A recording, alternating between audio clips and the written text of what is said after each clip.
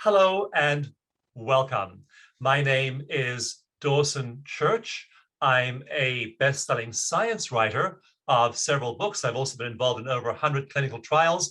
I love science, I love energy healing, and I have the immense pleasure today of chatting with my dear friend, Anodea Judith. Anodea has a best-selling book, actually the best-selling book of all time, on the chakras, Wheels of Life, which I read way back when, many years ago, actually decades ago. And then I reviewed her newest book, Charge and the Energy Body, a brilliant book. I have it right over here. And I so loved and enjoyed this book, all about charge and this whole phenomenon of charge. So we're going to have a lively discussion about energy. We're going to make it spontaneous. We're going to make it powerful. And before we actually came on here, Anodea and I were chatting, and we just tuned into you. We tuned into you, and we just filled our hearts with gratitude for you, gratitude for being in this wonderful energy environment, this wonderful consciousness, and seeing you benefit, seeing you be moved, seeing you get an immense amount from this conversation. So you are part of the conversation. Please write your questions in chat. We'll go ahead and be answering them dynamically as we go along. We'd love to have you be part of the conversation, and I'm so grateful you're here. And again, Anodea, I just can't tell you how much our many years of friendship and our deep heart and spiritual connection means to me. Thank you. Likewise, Dawson, always an honor to be with you, and I look forward to a scintillating conversation. Always have whenever we meet. So let's start scintillating with energy. And we both, of course, are into energy healing. I have the energy psychology and EFT certification programs. You have been training people in energy healing for decades now. And I realized as we were chatting before we went live that I have never actually asked you how you got into the energy healing field. What was your earliest introduction to this? So please do share. Yeah. Well, back in the 70s, I was reading everything metaphysical that I could get my hands on, and I got into yoga, which was my first, changing my body and opening up to the subtle energies. And very soon after that, I went to some therapy, some bioenergetic therapy. And the therapist moved energy in me and moved my emotional blockages, stuff that I had, had in there for years, and it changed my life. And I said, wow, this is better than drugs. This is better than anything. More aliveness and more capacity. And so I said, I want to study that. So I studied somatic therapy and bioenergetic therapy based on Alexander Lowen and Wilhelm Reich and John Paracas and people like that, and really learned to move energy. And as a therapist, I was also, finishing graduate school at the time. And this is an interesting story because I got Lyme disease and I didn't have it. I got Lyme disease and I didn't know it. And I was a single mother. And at that time I was doing more hands-on massage therapy. And my hands went out. I had so much pain in my hands, I couldn't do it. But I didn't know I was sick yet. So I had to start using some of the energy techniques I'd been studying that I didn't feel quite ready to use. This was back in the 70s and 80s. And lo and behold, when I did, clients just, their progress just magnified, and my practice doubled and tripled. And I wasn't doing the work anymore. They were doing the work. I was teaching them ways that they could move their own energy instead of me putting them on the table and trying to get them to release. They were doing it. It was less work for me. And there I was, and then I wrote my book on chakras and started teaching that all over. And the rest is history. Wow. Yeah. And it often is a personal healing crisis that leads us into this. It's often the case that something really isn't working with our lives, and we look for alternatives, especially for autoimmune diseases, Lyme, anything else that conventional medicine can't address very well. And we're now seeing this remarkable renaissance of energy healing in conventional medicine. And so it's often those healing crises that you might look at your life and say, wow, I'm really suffering here. I'm suffering financially, I'm suffering emotionally, I'm suffering in my work. I'm not doing work that aligns with my life purpose. My whole career isn't going well. I'm bumping along in my health or my sense of vitality. And often in these deep crises, that's what actually propels us to go and find a different answer and look at changing our energy. So I want all of those listening to know that if you are in a crisis, and if you're in a crisis, I definitely empathize. I get it, how hard it is, how difficult it is for you to be there. And what resilient people can do is use those crises, like you did, Anodea, to actually be the springboard for the next layer of their evolution. So, yeah. Dawson, everything you just listed, physical challenges, disease, financial challenges, emotional challenges, those are the things that I get questions on in all my workshops. When people raise their hand, they ask about this challenge they have or that challenge they have. And what I find is that all the answers that they're seeking, I have to explain about energy because it has its basis there. And, why can't I speak up when I want to? Well, you've got an energy block in your throat chakra. Why is my digestion off? Why can't I sleep at night? Well, your energy is not balanced. Why don't I have the energy I want to have? What's wrong with my relationship? Why can't I make money? I mean, all of these questions have an energetic answer. And yet we're a materialistic society. We want a materialistic answer, a material answer very often. It's like, well, no, I need to fix my marriage by, my wife has to change, my husband has to change. I need to get into or out of this marriage or this relationship, or I need a raise, or I need a different living situation. So we tend to go first to those kinds of material answers. And then maybe if all else fails, we'll go to energy. But what you and I have learned is go to energy first, regardless of what the issue is you face. And when we change the energy inside, even some of those external circumstances that we think we have no control over, like whether we get a raise or not, or whether the kids get sick and have to stay home from school and interrupt your workday.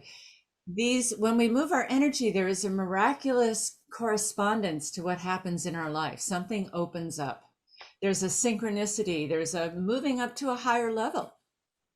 Yeah, and then when you move to that higher level, then things start to change around you. And so when you first pay attention to energy, when you first are focusing on what's the energetic quality of this, then it starts to shift. I know, Anodea, I do this really in my relationship because in my workday, I'm so in my head. I'm dealing often with scientists, and I'm dealing with technical problems. I'm dealing with software and all kinds of things that has to do with the intellect. And so when I go and talk to my wife at the end of the day, I'm totally in my head.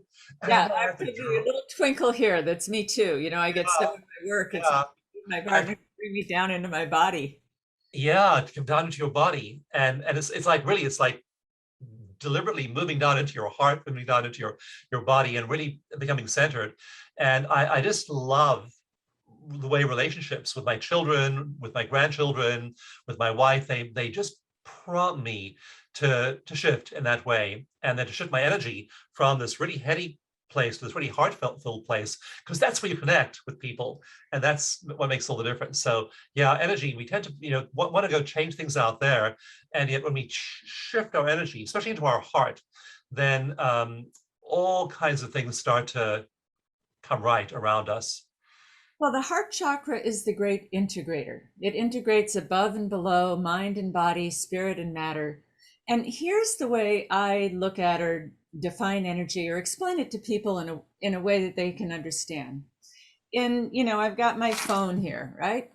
And it's a piece of hardware. Well, my body is hardware. My bones and my muscles and sinews and blood and all that is my hardware. Onto my phone, I have lots of software, all my apps and my pictures and everything. And that's everything I've learned. My software is all my beliefs and my ideas and my thoughts, my emotions, things like that. That's all part of my consciousness, my software. But if this phone, it's plugged in right now because the charge went low and it was about to run out. And if the battery goes dead, I can't use this for the life of me. Doesn't matter whether I bought the latest iPhone or have the best apps. Unless there's juice, unless there's electricity, or unless the battery is charged up, I can't use it. Well, in the same way, I see energy as the interface between mind and body. And it is the energy that allows the software and hardware to connect in my phone. It's the energy that connects the cells of my body to my consciousness. And it can be influenced by my thoughts. You know, I can get a charge just thinking about something that I'm worried about. Or I can have, foggy brain because of something I ate. They're all influencing, but energy is that meeting point. And when we don't have enough, the mind and body can't connect. In the same way that if, a lightning bolt hit the house, it would probably fry my electronics. If there's too much, then it doesn't work properly either. So a balance of energy allows this connection to be optimized. I'm thinking back to some of the very first studies I did when I was first using energy healing and then learning EFT. So I got certified in energy psychology first and learned various kinds of healing. And then I also later got certified in EFT. And I remember looking at sheets of paper coming in from our practitioners, EFT practitioners. And what they were was they were working with veterans, mostly Vietnam veterans, a few Iraq and Afghanistan veterans. But I'm just getting chills as I tell you this. I know there's energy here for me. And what these pieces of paper look like is the therapists were working with them, and the veterans, before they came in for their very first session, were required to make a list of the events in their lives that troubled them, that were disrupting their energy, that were disrupting their consciousness, that were giving them flashbacks, nightmares, intrusive thoughts, all the other symptoms of PTSD. And they were making these lists of these issues. And Anodea, there were things there that were disturbing just reading them in one line. The improvised explosive device in Afghanistan, and it blew up my Humvee, and 4 of my buddies died. Or a lot of them had childhood trauma. I remember my father beating me so badly that he fractured my arm. I mean, they were just horrendous childhood things, horrendous adult experiences, often post-combat as well. And so there were these lists of these experiences. The other thing the veterans did was they scored them 0 through 10 in terms of how triggering they were. So a 10 out of 10 emotional trigger, 0 out of 10 emotional trigger. And what we had these coaches and therapists who were then just tapping with the veterans. They were just regulating their energy, nothing more than that. They weren't Half of them were licensed psychotherapists, half of them were unlicensed life coaches, but they were working energetically, tapping with people as they told these horror stories about these absolutely mind-bendingly horrendous experiences they'd had. And you just saw, and I'm getting chills again as I say this, you just saw those numbers dropping often to a 0, and then we retest them again a week later or 6 months later. They think about the event again, and they were still at a 0. And all they did was shift their energy. I mean, there was no magic therapy going on here. In the cases of the life coaches, there was no psychotherapy whatsoever going on. Just the ability to tap was enabling them to balance their energy bodies, and the weight of PTSD that otherwise would have weighed them down and perhaps driven them to addiction, to divorce, to abuse, to suicide, all of that just went away. And I just remember reading these, sheet after sheet coming in from the field from our volunteers in the Veteran Stress Project, and reading these sheets and just thinking, wow, energy can do that for people. So energy is, that was one of the first times it just hit me that just how the potency of the tool we're talking about here. And compare that to years and years of talk therapy. It doesn't touch the trauma because it's not touching the energetic signature of the trauma that stays in the body and the psyche. And that has to be balanced and regulated or released. I mean, there's different techniques, but unless you address that, just talking about it just furthers the separation of mind and body. Yeah. And of course, the separation of mind and body is adaptive if you're being abused. So dissociation, leaving your body, is really adaptive. I mean, for a child being abused, it's great. It's leaving your body makes perfect sense. To the soldier in the foxhole, to the person who's in the middle of an auto accident, you don't want to be in your body. It's a horrible place to be. That's an adaptive behavior. If you're still leaving your body, though, a year later, 5 years later, 10 years later, or you've now got to the point where leaving your body has become your primary coping mechanism, that's not good. No, and what happens is that charge gets frozen in the moment of trauma. So a really high charge state, which the body is naturally biologically wired to go to a high charge state when there's a threat. So you have the energy to fight the attacker off or run away. That's a natural biological response. And if a person is able to run away or beat off their attacker, then the charge gets spent and it goes down to its normal level and there's no problem. The problem exists when some traumatic thing happens and a person can't run away or they can't fight off their attacker, like a child can't talk back to their dad when they're getting beaten or they get beat worse, and there's no place for that child to run to. Or someone in, a war situation, there's no place to go, and you can't fight off a gun. So then the charge gets frozen and it gets stuck in the body, and you can separate it from it. You're right, it's an adaptive behavior that we're wired with also, that's very convenient for those things. But what happens is the charge then stays stuck in the body itself or in some part of the body. And then the heart is always beating too fast and it turns into heart disease, or the digestion doesn't work well because everything is clamped up in the gut, or, the throat freezes up and someone can't express. And that can turn to cancer or diseases or just aches and pains. And we can be out of our body all we want, but this is still trying to get out. How do you know when you work with somebody that there is stuck energy in their body? I can see it. I mean, when I work with somebody, the first thing I do is teach them to track their own charge.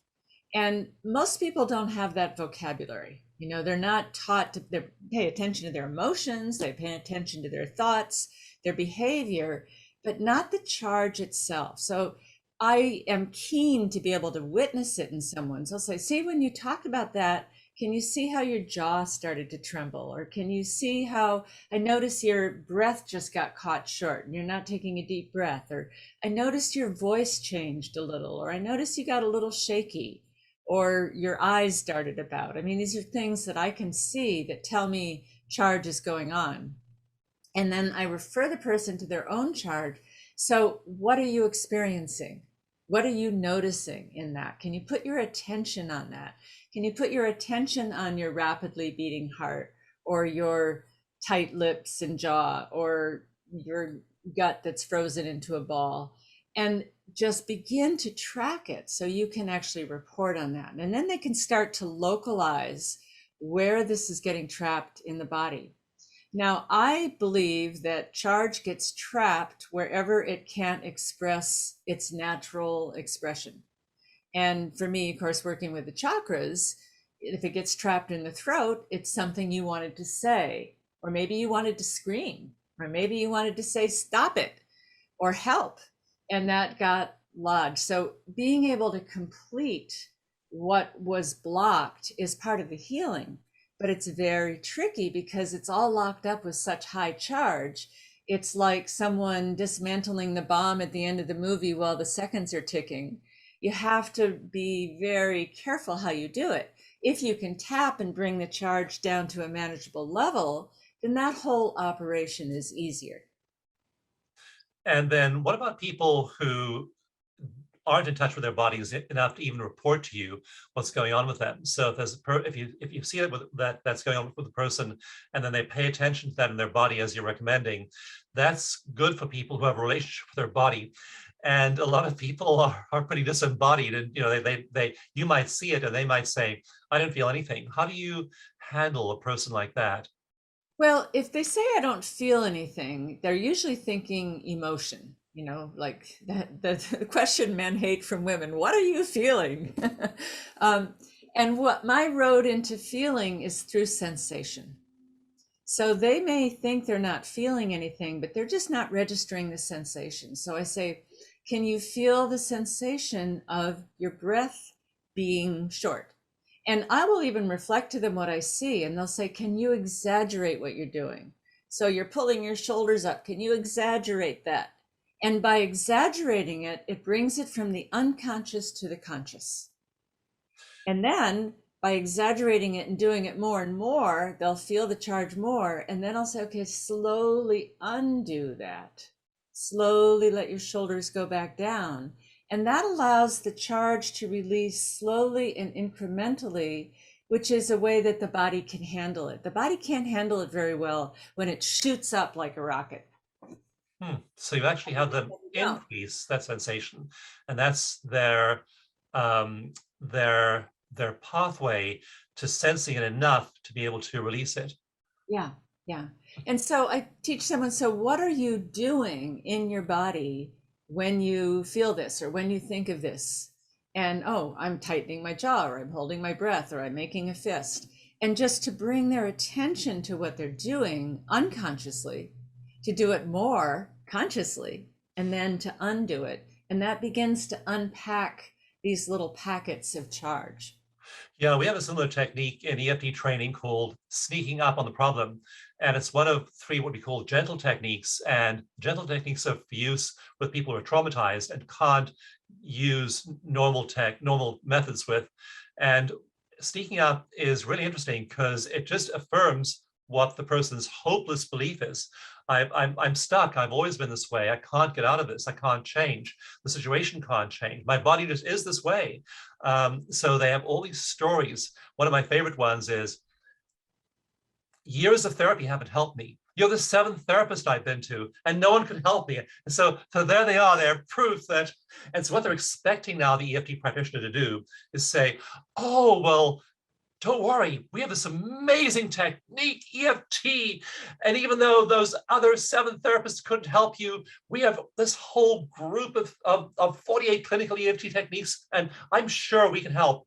And so what we train our practitioners to do is not do that at all. Instead, they simply reaffirm what the person's saying. Oh, you've been to 7 other therapists and none of them could help you. It's probably unlikely that I can help you as well. But we say that while we're tapping, and then tapping releases all the charge around the 7 therapists, around my body being this way, or my money being this way, or my heritage, my ancestry, or my genetics. Another one that I just crack up when people are explaining how they just fail and they're hopeless at this part of their lives. They say, well, it's because I'm an Aries. I'm a Cancer. It's a star sign.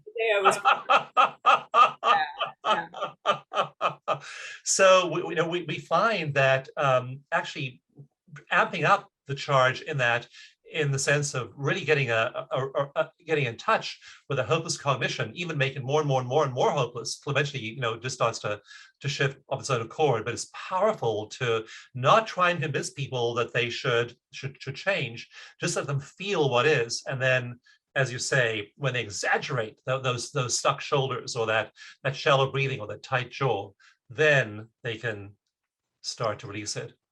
Exactly. And this is a fundamental part of EFT and energy work, is you meet someone where they are. Yes. What's going on. Most people go, oh, I'm feeling nervous, I got to push that down. And, oh, I'm feeling scared, I got to push that down. And again, that's the separation. But in energy work and in EFT, you say, oh, I'm feeling really scared right now, and you're tapping. You acknowledge exactly what is. I'm feeling terrified when I think about this. And you acknowledge that, and only by acknowledging what is can you change it.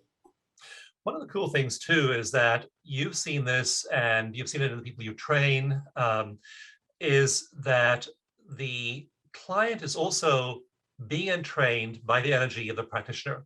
And this is really obvious in person. in some wonderful experiments done initially with a Harvard psychiatrist colleague of mine, Rick Leskowitz at HeartMath.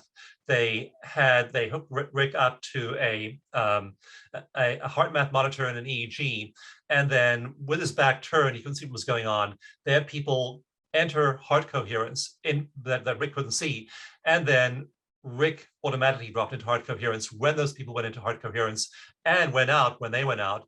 Later on, they did randomized controlled trials to really develop those early experiments and to show how powerful the effect was. We entrain each other, and we especially entrain each other when we're in person in the same room. So I know when I'm with you, for example, I can feel your energy. In fact, when I was at a party at your house a while back, and I could lift. You have a big property. I knew where you were on the property. So the energy of the practitioner actually entrains that of the person they're working with. Yeah, yeah. And we're entrained all the time in one way or another. We just don't know it. And so the practice of heart coherence is actually making that entrainment more conscious. And again, we're all trying to be more conscious. So this is bringing what's unconscious into consciousness where we can consciously affect it. One other question about consciousness is that I don't know if you have this problem too, but I didn't know I was energy sensitive for a long time. And then I worked on a book with an EFT master called Ru Haas called EFT for the Highly Sensitive Temperament. And I realized I just met all the criteria when I did that with her. And one of the things she would say is, when you go into a big box store, when you go to a giant store, how do you feel? And I just feel terrible. I can literally feel the energy of all 2,000 people in the store. And it's just like this bombardment. It's like listening to 2,000 people screaming at you all at once. And I just would collapse energetically. I then borrowed some techniques from Donna Eden to help me with that, like the zip up and the hook up. And those have been so useful. If I go to a big box store and I forget to zip up and hook up, then I'm wrecked in a few minutes. There's a lot of energy there. And I think most of us do feel that. We just don't acknowledge it. So did you have that experience yourself? Oh yeah, I can't stand those big stores, and even I have to live out somewhat in the country because the city is just too intense for me. Yeah. I just feel bombarded by everything, and there's not enough psychic space for me. I like to be out in the country, just not too far, because I like to go to the city for my stimulation and all of that. But yeah, I'm very sensitive, especially to things that are off. As a healer, I guess it's why I became a healer, because I was always tuned in to what was off and needing fixing. And I could feel that in someone. I could feel the disharmony. I could feel the disharmony in my parents between them. And I was always a good couples therapist because I wanted to fix that. So there's something in me that is like when a note is off or something is off, I'm a little uncomfortable. And then when it heals or it settles into where it should be, I go, like when a fan is on and then you turn off the fan and you go, you didn't even notice how much it was bothering you until it became quiet, or a lawnmower or something. So in the same way, when there's, gnarls and eddies and blockages in someone's energy field, I can feel it, even if they can't. Wow. Yeah, and so you're picking up anomalies. Those places energy isn't flowing effectively, and of course we're meant to have energy flow through our chakras, through our 14 meridians, and if anything interrupts that, of course, in traditional Chinese medicine, that's thought of as a blockage, and then you have acupuncture, acupressure, some way of rectifying that and shifting that. I think it's really potent too that we have those tools as ancient tools, and we have what you were using initially as well, psychotherapy. I don't see any of these healing modalities as either or, and in fact, we train people, for example, in empty chair work. Empty chair work is so powerful, and Fritz Perls developed Gestalt therapy in the 50s and 60s and taught it at Esalen for a long time. And psychotherapeutic approaches like psychodynamic therapy, internal family systems and family constellations work, parts work, seeing all the parts of your being. All of these are phenomenal. If you have those, and you have energy healing, and you have modern medicine. So,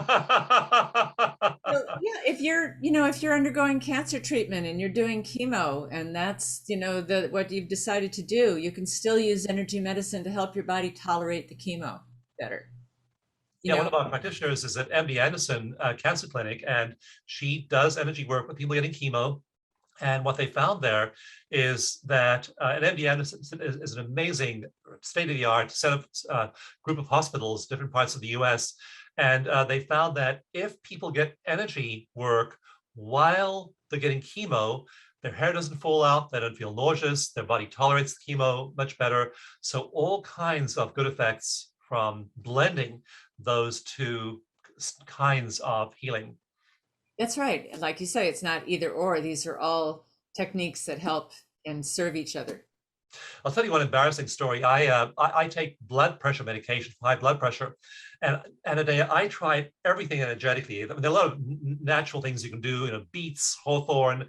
I did all of the natural stuff. I lost weight. I did all the stuff you're supposed to do naturally. Did all the energy work. In fact, I got over here, right in front of me here is this is the tapping algorithm from thought field therapy for high blood pressure.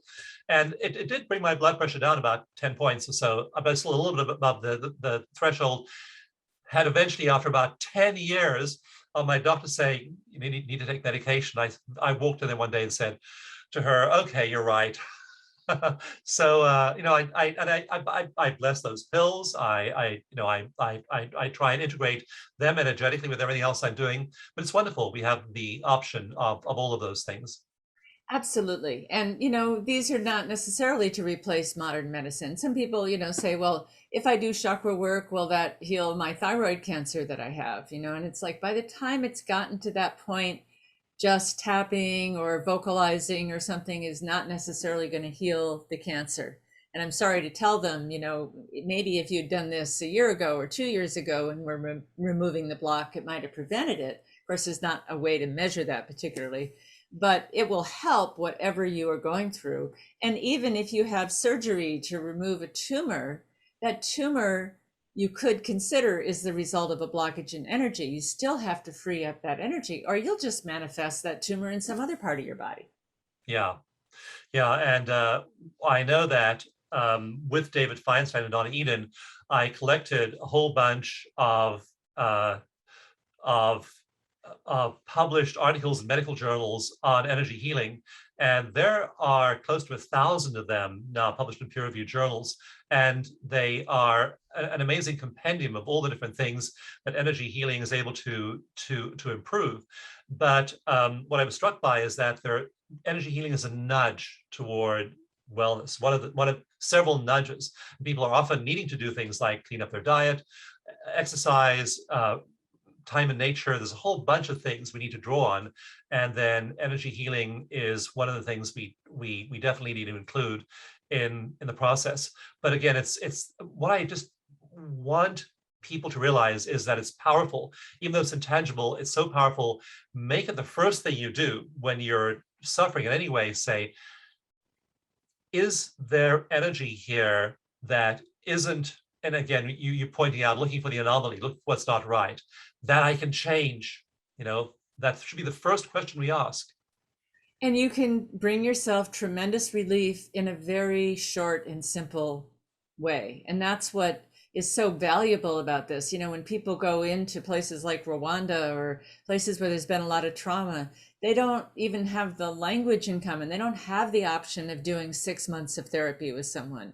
They have only a chance to do 1 or 2 sessions, and they can bring people tremendous relief in that short a time. And for that, it's almost a miracle cure. Hate to say that because then people put too much in it, but it is tremendously powerful in a simple way. And it doesn't cost anything, to tap on yourself. It doesn't take any equipment. You can do it anytime. If you're triggered at work, you can excuse yourself and go to the restroom and spend 2 minutes tapping, and no one will know the difference, and you come back calmer. Yeah, it's free, it's energy, it's quick. and it's powerful, and then you just intervene that way. I know one of my first experiences with energy healing was long before I knew about EFT. I was trained in a technique called attunement, and it works with the chakras, and then really focuses on aligning them. And one of the things you do when you do an attunement with people, as you're working your way, usually from head from top down with the chakras, is you can really feel when one's out of balance. I mean, it's really obvious. And so you work on that area a little bit longer, and when it clicks in, you can feel it. Yeah. But I remember being on a construction site. I was doing some carpentry in my 20s, and there was an accident, and a nail gun had misfired and had gone through someone's thumb, sticking a nail in this end of the thumb, the bowl of the thumb, and out through the thumbnail. This is a long construction nail that had gone all the way through this person's thumb. And so I and another attunement practitioner sat there and just held our hands over the thumb. And in about 20 minutes, it swelled up, turned black and blue, turned pink, the swelling disappeared, the thumbnail closed up, and the thumb was completely whole in about 20 minutes. Now, it did not make the thumb heal. How'd you get the nail out? Well, we pulled the nail out right away. We pulled the nail out right away. So there's this hole, like this jagged hole in the thumbnail where the nail had gone through the thumbnail, and it just closed up. It was amazing, but it went through the body's whole healing cycle. The whole healing cycle happened. It just happened in 20 minutes rather than 20 days. It's like, wow. Amazing story. Yeah. Yeah. And what are some of the ones you've witnessed that have rocked your world like that? Well, for me, it's more, I see people say, oh, I feel like I'm in my body for the first time in my life. I feel grounded. I feel more present. I realize I haven't been here most of my life. I am better able to sleep at night. My eating disorder has gone away. I'm more present with my boyfriend or girlfriend or husband or wife or kids. It's more behavioral and experiential changes in the quality of life. Yeah, and you can see them often in every dimension of life. Not just one will improve, but a whole bunch of them will improve simultaneously. And it's just amazing. You look back and think how you were 5 years, 10 years ago. And when you start to shift your energy consistently, it starts to just improve every possible dimension of your life. And, to me, charge is our quality of aliveness. And, people think they're seeking the meaning of life, but when they really have their aliveness, the meaning of life is obvious. You're not asking, you're living it. And the more I free up people's charge, the more alive they become. And I have an expression I use in my work about harvesting the charge. And by harvesting, I teach people how to keep it, but have it in a way that's regulated. And, we think we either have to block charge when it comes up. Oh, no, I can't be nervous. Or we have to get rid of it. Oh, I have to discharge my anger, or I have to discharge my tears. And those are two choices, and they're very adaptive at different, in different situations. But ultimately, it's almost like money. You can freeze your assets or you can spend it all. Those are not the best choices. If you get to harvest it, you get to keep that aliveness. That gives you more awareness, more sensation, more sensitivity, more presence, and more aliveness. And then you don't have to get rid of it and you don't have to block it. But it has to be regulated for us to be able to keep it. It's hard to keep it when it's dysregulated. When you meet people too who have it and it's regulated, it's just wonderful to be with those people, and it's really inspiring to be with them, and you can feel it. And I know when I spend time with our practitioners, or when I'm doing a live workshop, or I'm spending time with people at that level, and they have that ability to regulate, the quality of interaction you have is just absolutely magical. I want to ask you about one other thing, which I'm kind of exploring here too, which I think we're all exploring, because since the pandemic, of course, all kinds of live events had to go virtual. And that included psychotherapy, included counseling, included EFT, all kinds of other healing had to go virtual. We're doing some analysis of that now. We've been collecting data on this. We'll be publishing a bunch of studies over the next few years, comparing in person with virtual, and actually quantifying how they compare. I can't tell you how they do compare yet because we haven't got the data finished and analyzed yet, but it certainly looks to me as I watch virtual sessions as though people are having profound experiences. And what's your take on that? Well, years ago, when the capacity to do Skype and Zoom and stuff was first coming on, and I was teaching courses that had students from all over the world and doing sessions with them as part of the courses, I was dubious. My work was always very hands-on. I was right with the person. I would have them push into my hands or do physical exercises. I thought, how is this going to work? But I was amazed that it worked in many ways even better. And one of the points was they have to do it for themselves. I couldn't touch them and I can't touch you through the screen. I can't push on your chakras. I can't, move energy out of your throat. You have to do it yourself. And so it actually is, instead of giving somebody a fish, it's teaching them to fish. It's teaching people how to heal themselves. And they then use it on their own. They don't have to depend on you as a therapist. They are empowered. So I find it very, very profound. So it's working for you long distance. Yeah, and I know a lot of our practitioners are reporting the same thing. And I guess it does require more self-responsibility on the part of the client. So that's going to catalyze healing because the chances of them being dependent on the therapist or the practitioner are then going to drop. So it also opens up healing to so many more people. If we can reach people in different parts of the world, different time zones. I know a lot of the calls I do, I make sure they're in a time zone that works for Europe and Australia, East and West Coast of the US, really being aware of the reach of this work. And I suspect that this is going to really accelerate the uptake of energy healing. We can do workshops now, for example, we teach a 4-day professional workshop for EFT. And I've had now people taking that who are in Russia and in France and places that we don't offer 4-day workshops very often, but they can take them because they're virtual. So that be able to train people in distant parts of the world and then be able to work with clients in other parts of the world, I think is going to really accelerate the adoption of energy healing in mainstream medical practice. Oh, I think so too. And I think the pandemic is really part of our evolution, and taking us into this is enabling this information to get to places that it wouldn't otherwise.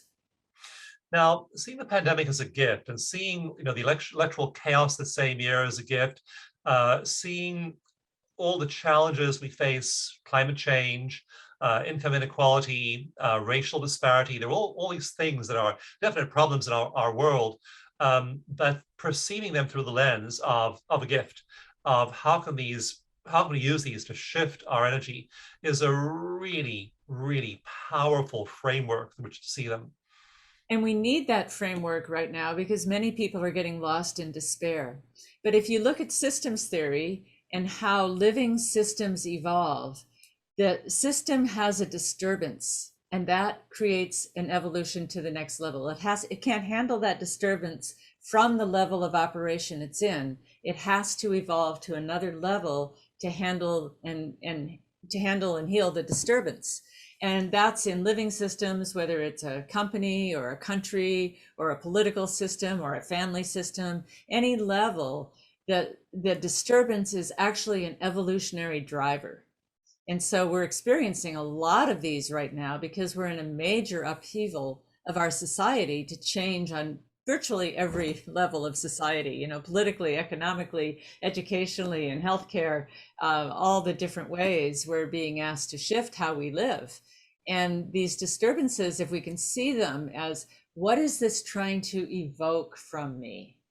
What higher level of functioning or organization or response is this trying to evoke from me? It's part of your development.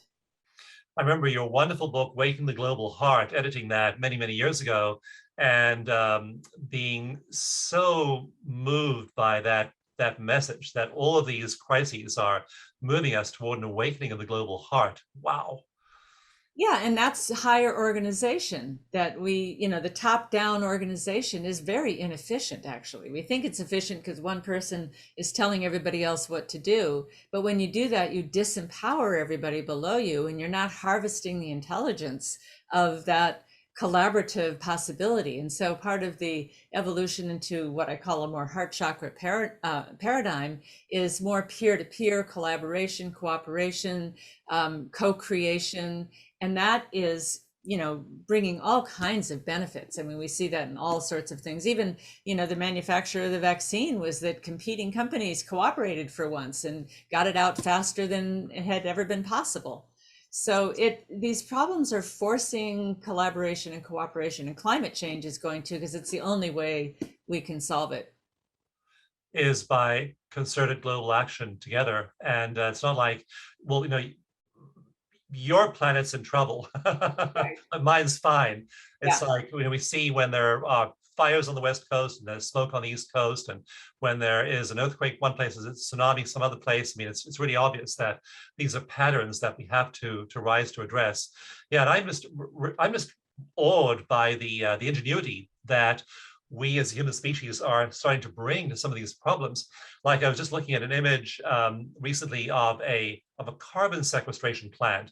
It looks like kind of a, I'm trying to think what it looks like. Looks like window slats, except the size of a building, and it's sucking in air, Uh-huh. and it's then extracting the carbon from the air, and the byproduct is like bricks that can be used for construction, making furniture, all kinds of useful things, literally sucking carbon out of the air for around $200 a ton. And it's just, it's a commercially viable thing.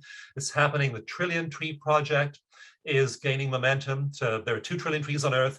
If we had a trillion more trees than we have now, then we would very quickly reduce carbon levels to pre-industrial revolution levels. There's a lot of energy and intention and technology now going into the Trillion Tree Project, and only crisis has forced us to start thinking about these many different answers like that to our global problems. And energy healing is one of them. I just so want to see energy healing becoming the norm in our society. Well, people have been frustrated for a long time with, classical Western medicine, with long-term psychotherapy. I mean, it's not that these things don't have their place, but they're inefficient. And so we're at a time when we need to heal more rapidly. We need to wake up more rapidly. And these techniques can help that happen. They can catalyze an evolutionary change. I was so tickled when I was reading some of the stories by our practitioners about how they collaborate with doctors, nurses, psychotherapists, psychiatrists, prescribers, all these other professionals as part of healthcare team. And so part of that change is individual wellness, is people wanting to be better and then doing it collaboratively with all these other members of the healthcare team, and then having an effect around them, because the person who individually, energetically is functioning at this high level of consciousness, high level of energy, they're having an effect around them. And this whole phenomenon of the way emotions spread through societies is powerful. So I really see us in the field of energy healing playing a role in that planetary evolutionary process, because as we shift individually, as we do this with our clients, as we learn these techniques, as we apply them with other people, we're shifting ourselves, we're shifting other people, but that collaboratively is shifting the whole level of healing of the planet. And I just think back to the early 20th century, when diseases like typhoid and cholera and diphtheria and polio were just rampant. The director of public health of New York City wrote an editorial in the New York Times in 1917, and she said that the mortality rate from typhoid fever of children in New York City was higher than the mortality rate of American soldiers on the front in World War I in France. You're Mortality kidding. rate, we forget, that's only a little over a century ago, that there were all these diseases that were killing huge numbers of people. And now we have shifted in our, I mean, all those diseases are things of the past now. And I believe we're entering this period where energy healing is going to come into its own and make a huge contribution to healing anxiety, depression, phobias, pain, all of these diseases of consciousness, of lifestyle, of energy, of awareness. And we are the people. Now's the time. Yep, now's the time. And there's studies and there's science. I mean, you do all the scientific reading that actually support all this. It's not airy-fairy stuff. There's grounded science that proves this effectiveness. Yeah, it does. And there's more and more of it all the time.